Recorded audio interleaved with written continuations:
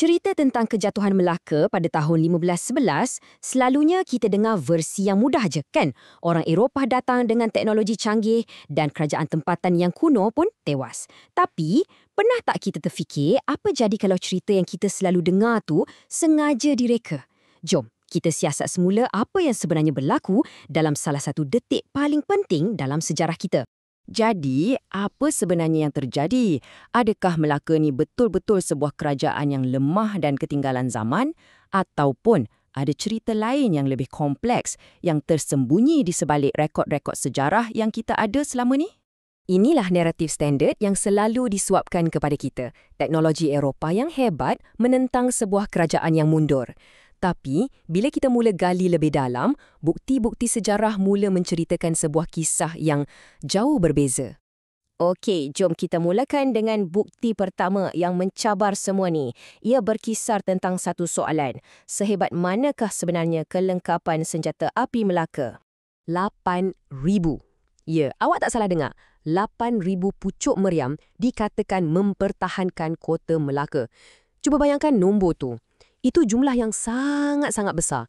Malah lebih banyak daripada kebanyakan kota besar di Eropah pada zaman yang sama. Dan jangan ingat, nombor ni rekaan tau. Ia datang daripada catatan sejarawan Eropah sendiri, macam Henry Beveridge. Jadi, persoalannya sekarang, kalau dah sehebat tu, kenapa boleh kalah? Di sinilah siasatan kita menjadi semakin menarik. Sekarang, jom kita jadi detektif sejarah sekejap. Kita akan bedah siasat rekod-rekod ni sebab di sinilah kita akan jumpa percanggahan yang menjadi kunci kepada keseluruhan misteri ini. Kan dah pening? Di satu pihak, kita ada angka 8,000 yang gempak ni. Tapi di pihak lain, ada pula sumber primer, sumber dari orang yang betul-betul ada di sana yang bagi nombor berbeza. Jadi nombor mana yang kita nak percaya ni? Dekat sinilah kita nampak punca kekeliruan tu. Sejarawan abad ke-19 yang menulis beratus tahun selepas peristiwa tu kata ada 8,000 meriam. Tapi, Bras de Albuquerque, iaitu anak kepada Panglima Portugis yang tawan Melaka, dia sendiri catatkan yang Portugis cuma rampas 3,000 pucuk meriam. Jauh lebih rendah daripada 8,000. Tapi, 3,000 tu pun masih jumlah yang gila banyaknya. Nah, di sinilah pandangan sejarawan tempatan menawarkan satu penjelasan yang masuk akal juga. Dia kata angka 3,000 tu cuma merujuk kepada meriam yang berjaya dirampas oleh Portugis. Selebihnya, mungkin dah dicampak ke dalam sungai, disorokkan, ataupun dibawa lari oleh tentera Melaka yang berundur. Jadi, bila kita fikir macam tu, angka 8,000 tu nampak logik balik sebagai jumlah keseluruhan senjata yang ada. Okey, cukup pasal meriam. Kekuatan Melaka ni bukan terletak pada jumlah senjata je tau. Jom kita tengok bukti-bukti lain yang menunjukkan betapa majunya tamadun Melaka ni. Melaka ada satu unit khas macam pasukan elit untuk artileri. Nama dia Pasukan Bedil. Ini bukan sekumpulan orang yang main tembak meriam je. Ini adalah bukti sistem ketenteraan Melaka yang sangat teratur dan canggih.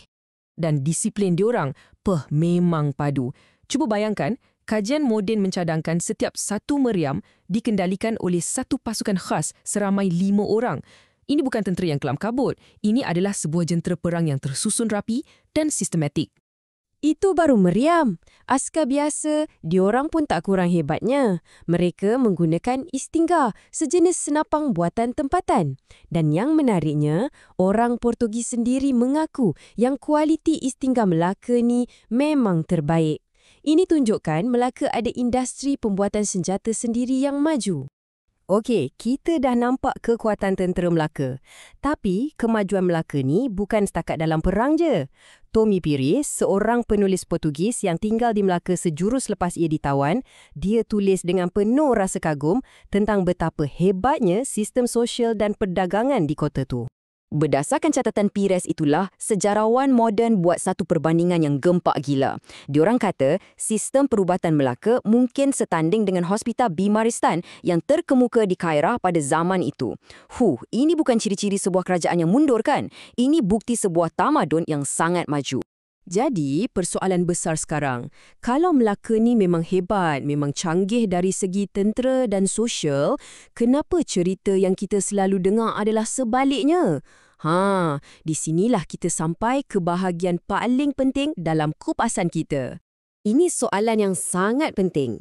Cuba fikir logik sikit. Kalau awak menang perang, mestilah awak nak cakap musuh awak tu lemah kan? Untuk tunjukkan betapa hebatnya awak. Tapi, kenapa penulis penjajah buat sebaliknya? Kenapa diorang sengaja besar-besarkan kekuatan Melaka? Dan inilah jawapannya. Ini satu strategi naratif yang paling bijak. Dengan menggambarkan Melaka sebagai sebuah kuasa gegasi dengan 8,000 meriam dan 30,000 askar, kemenangan pasukan Portugis yang kecil itu akan nampak macam satu keajaiban. Kemenangan mereka nampak jauh lebih hebat dan gemilang. Mereka bukan sekadar menulis sejarah, mereka sedang membina sebuah legenda. Jadi, apa kesimpulan kita? Pertama, Melaka bukanlah kerajaan yang mundur, sebaliknya sebuah kuasa yang maju dan sophisticated. Kedua, angka-angka dalam sejarah ni kita kena sentiasa soal sebab ia selalunya ada tujuan tertentu. Dan yang paling penting, kita mesti ingat kemenangan sebenar bukan hanya dimenangi di medan perang, tetapi dalam kisah yang diceritakan selepas itu. Dan ini membawa kita kepada satu persoalan akhir yang lebih besar. Kisah Melaka ni mengajar kita untuk sentiasa kritis. Ia membuatkan kita terfikirkan berapa banyak lagi bab dalam buku sejarah yang mungkin kita perlu baca semula dengan pandangan yang baharu dan lebih adil